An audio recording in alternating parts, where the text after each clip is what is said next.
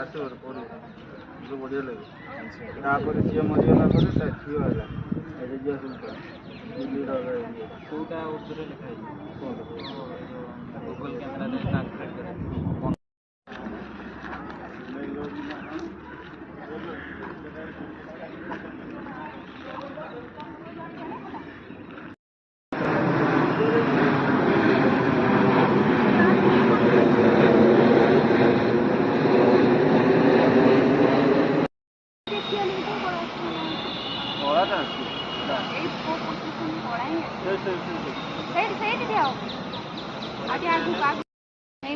देखियो कौन अच्छी चढ़ी उपरे पाँच अच्छी तबे माई को सता सो टाइटल भी पोस्ट सब कुछ जाइला